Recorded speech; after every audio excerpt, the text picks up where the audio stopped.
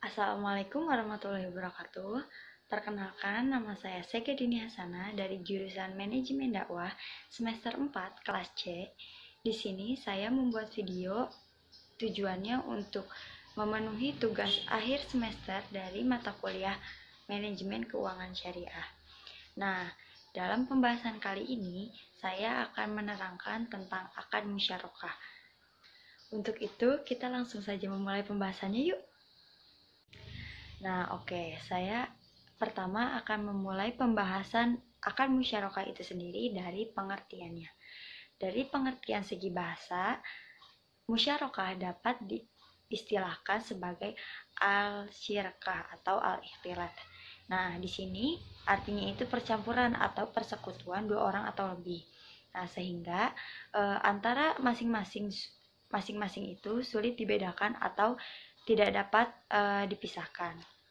Nah, akad musyarakah ini sendiri yaitu akad kerjasama antara dua pihak atau lebih untuk suatu usaha tertentu di mana masing-masing pihak itu memberikan kontribusi dana dengan ketentuan bahwa keuntungan dibagi berdasarkan kesepakatan, sedangkan kerugiannya itu berdasarkan kontribusi dana sebelumnya.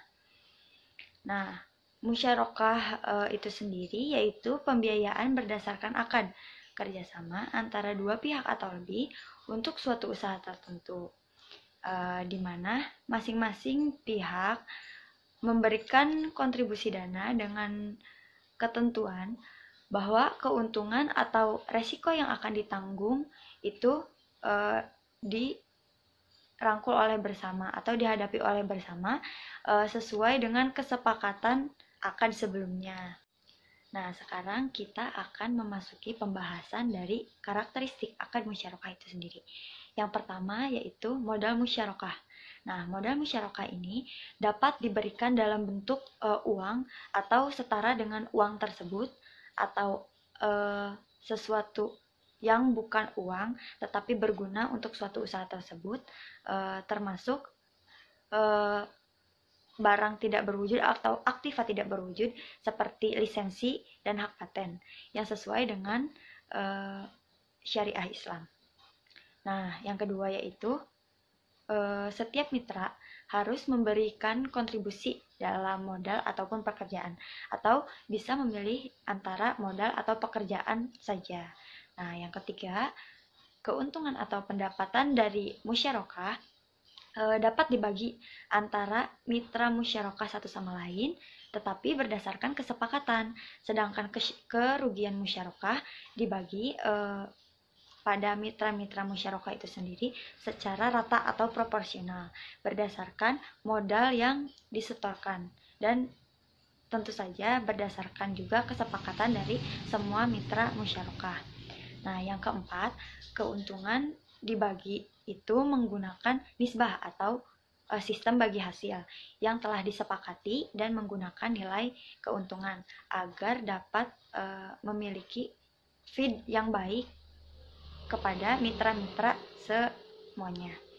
Nah, jikalau ada persengketaan yang terjadi dalam akad musyarakah itu sendiri, perselisihan di antara dua belah pihak atau banyak pihak, maka dapat diselesaikan secara musyawarah di antara mitra musyarakah itu sendiri atau melalui badan arbitrase syariah.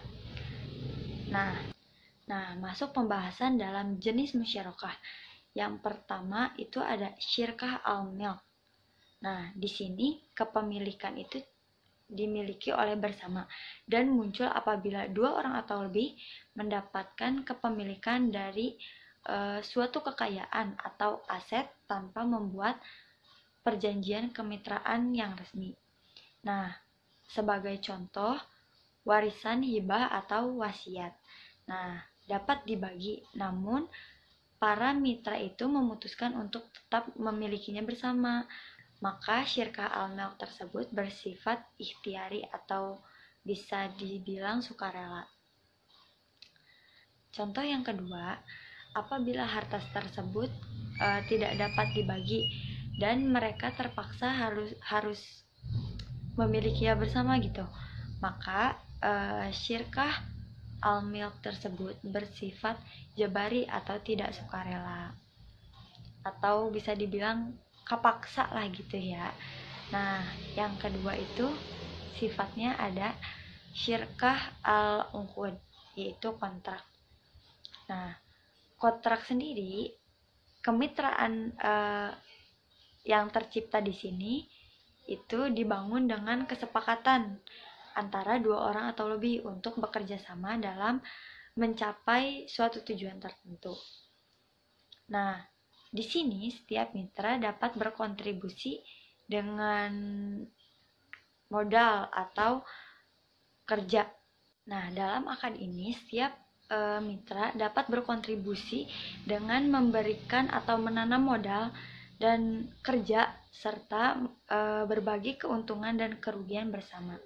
Nah, bentuk syirkah jenis ini dapat dianggap sebagai kemitraan yang sesungguhnya karena para pihak yang bersangkutan secara sukarela dan berkeinginan untuk membuat suatu kerjasama investasi dan berbagi untung dan risiko.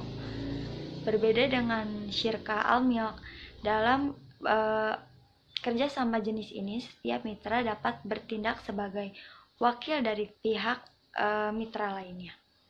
Nah, syirkah al-uqud itu dibagi lagi. Yang pertama ada syirkah abdan, yang kedua ada syirkah wujuh, yang ketiga ada syirkah inan, dan yang keempat ada syirkah mufawadah. Nah, syirkah abdan ini merupakan suatu bentuk syirkah antara dua pihak atau lebih dari kalangan pekerja, bukan pemilik. Nah, di mana mereka itu sepakat untuk bekerja sama mengerjakan sesuatu pekerjaan dan berbagi penghasilan yang mereka terima. Nah, contoh pekerja antara para akuntan atau dokter atau tukang jahit yang nantinya membagi penghasilan itu kepada semuanya. Nah, yang kedua ada syirkah wujuh. Syirkah wujuh ini seperti kerjasama antara dua belah pihak, di mana masing-masing pihak itu tidak sama sekali menyimpan modal. Nah, mereka itu menjalankan usahanya sendiri berdasarkan kepercayaan dari pihak ketiga atau dari konsumen gitu. Setiap mitra menyumbangkan nama baik, reputasi, atau bisa dibilang menjual nama lah gitu, tanpa menyetorkan modal sama sekali. Nah, yang ketiga ada syirkah inan. Syirkah inan sendiri itu sebuah kerjasama di mana posisi pihak yang terlibat itu tidak sama, baik dalam hal modal maupun hal pekerjaan. Nah, setiap mitra ini bertindak sebagai agen untuk kepentingan yang lain, karena tindakan yang dilakukan atas nama mitra lain itu harus berdasarkan penegakan hukum. Yang keempat itu ada syirkah mufawadah. Nah, di sini berbeda dengan syirkah inan. Nah, kalau syirkah inan itu berbeda, kalau syirkah mufawadah itu harus sama. Di mana posisi pihak yang terlibat di dalamnya itu harus sama, baik dalam modal ataupun pekerjaan, agama, keuntungan maupun resiko kerugian nantinya. Nah, bentuk syirkah ini mirip seperti firma. Tapi kalau misal firma itu jumlah modal yang disetorkan atau ditanamkan tidak harus selalu sama. Kita masuk dalam pembahasan rukun musyarakah. Yang pertama itu ada pelaku dari musyarakah atau orang yang akan melakukan akad musyarakah yang disebut mitra. Nah, yang kedua ada objek musyarakah. Objek musyarakah ini bisa disebut kesepakatan kerjasama atau contohnya seperti usaha yang dibangun bersama-sama dengan kesepakatan satu sama lain. Nah, yang ketiga yaitu ada persetujuan dari kedua belah pihak, yaitu yang tadi disebutkan adanya ijab qabul, adanya kesepakatan, adanya kerelaan dalam sistem bagi hasil atau keuntungan kerugiannya itu sendiri. Nah, yang keempat itu ada nisbah keuntungan. Saya akan memberitahu tentang berhentinya dari suatu akad musyarakah itu sendiri. Yang pertama itu salah seorang mitra memberhentikan akad. Nah, yang kedua, salah seorang mitra meninggal atau gila atau hilang akal.